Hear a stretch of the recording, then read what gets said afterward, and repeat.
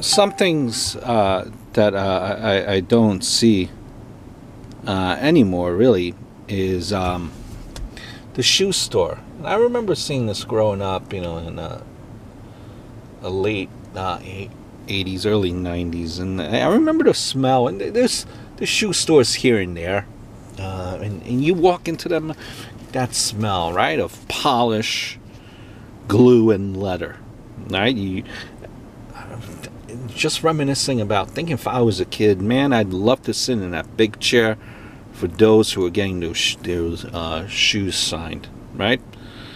Every neighborhood, back then had a shoe repair shop. They not only fixed your shoes, they fixed your belts, pocketbook straps. You also put taps on your shoes. You miss the old neighborhoods, and I only could imagine how the old neighborhoods were with all the different shops. The candy store and the mom and pop, grocery store.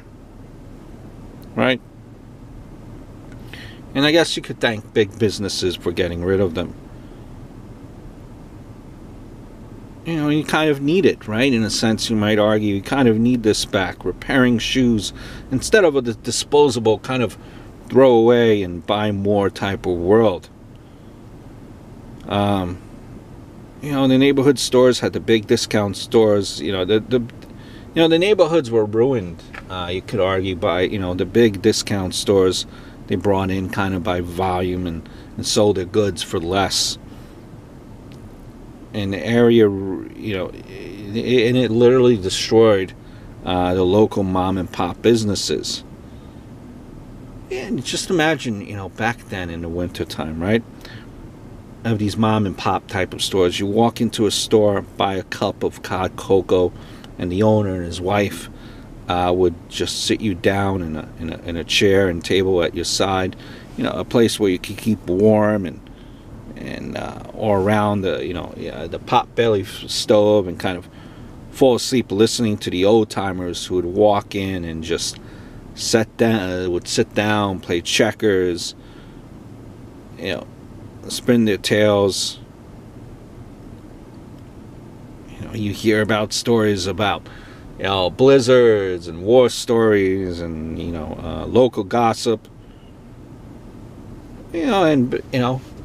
Close to noon, I'm sure a lot of the old timers would get up and walk across the street to your house, and friends would come over and just sit down and talk. This is long before smartphones. And then in the evening, everyone would get up and walk to their homes after spending time with their friends. Elderly couples having, friends and family there every evening. Some evenings, someone would always bring popcorn, to kind of bringing popcorn over to your friends to kind of start the weekend night. Just imagine, life was so much simpler back then, and that's what it was. Life was so much simple back then, from what every expression in every story and everything that you hear. People were honest. If I can imagine, if people wanted a pop or a soda back then, they would place the money on the counter with a note saying that they brought the local, that they would, if they didn't have money for a pop or soda, that you leave a little note, say, I'll return it to you, and you had your word. People believed your word.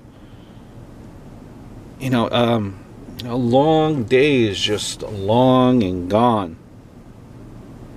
Long and gone. Just going off on a tangent there. And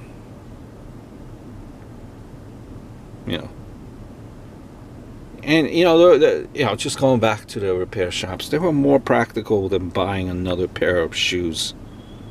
The shoes that they make these days, honestly, are really, they're pieces of crap, and they're really not worth fixing anymore.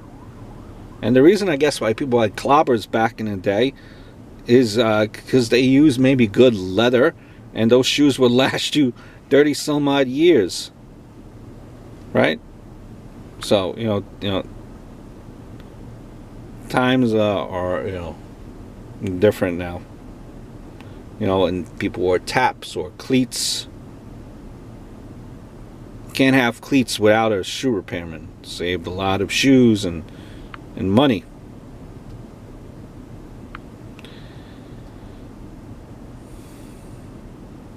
Show goes the Shang.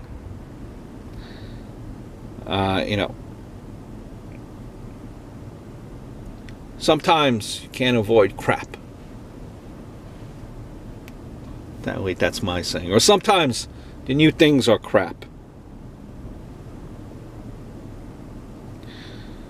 Everyone used to know a good